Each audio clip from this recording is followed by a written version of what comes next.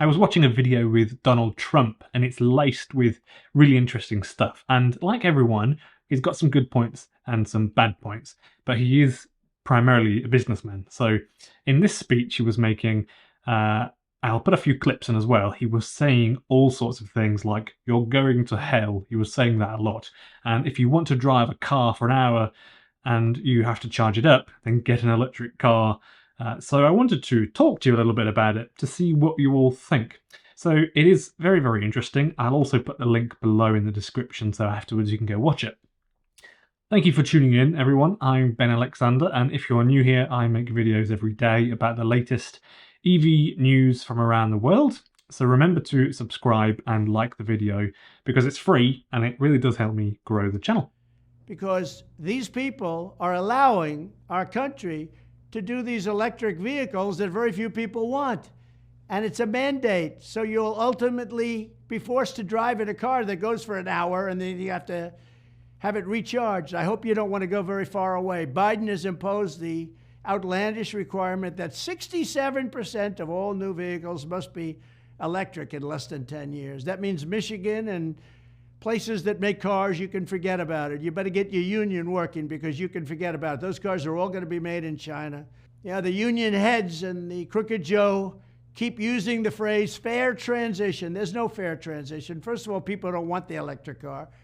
This new video then with Donald Trump is basically him trying to say the ordinary politician type of stuff, you know, Joe Biden is crooked, etc.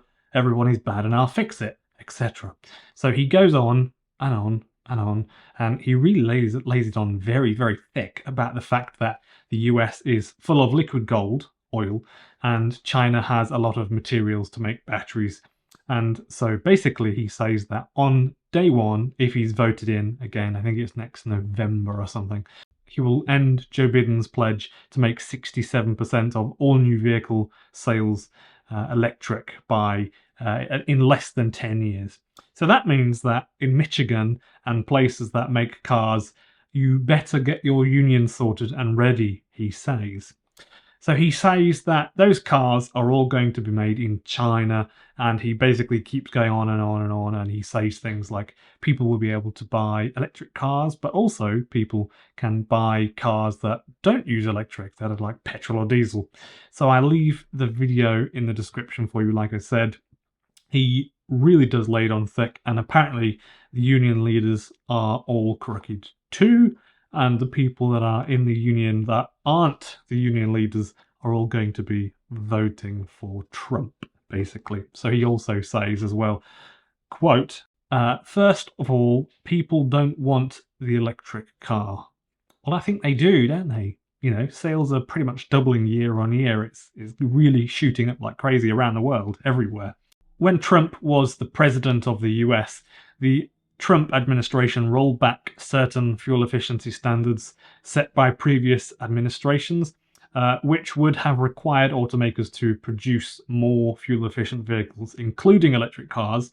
This action was seen by some as lessening the pressure on automakers to invest in electric cars or electric vehicle technology, so not just cars. There's a lack of incentives too from the Trump administration.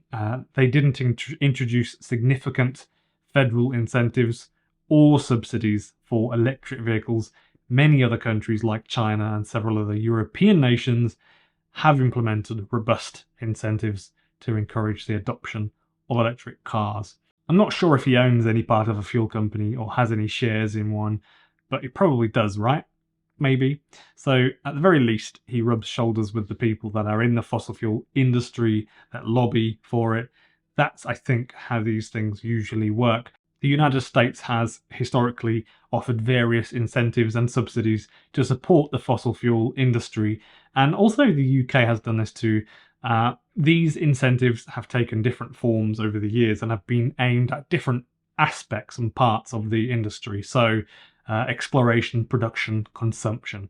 Some of these incentives and subsidies include, that I researched, tax breaks. The US government has provided tax incentives to fossil fuel companies. These include deductions for exploration and development costs, as well as tax credits for certain activities.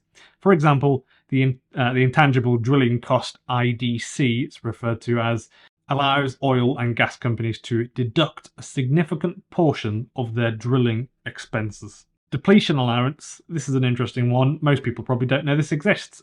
Fossil fuel companies can claim a depletion allowance, which allows them to deduct a percentage of the revenue from their extraction activities as a form of depreciation. That's a very interesting thing to note. Lease discounts. The federal government has offered discounts and favourable lease terms for companies to access public lands and offshore areas for fossil fuel exploration and extraction. Research and development credits. This is another interesting one. Some tax credits have been available to encourage research and development activities related to fossil fuel technologies. Export-import bank support. The Export-Import Bank of the United States has provided financing and support for fossil fuel projects abroad, including coal and natural gas projects. Infrastructure support. It goes on, doesn't it? The government has invested in infrastructure, such as pipelines and transportation facilities, to facilitate the movement of fossil fuels. So there is still a huge amount of support for fossil fuel companies, even in 2023, and we're coming close to 2024.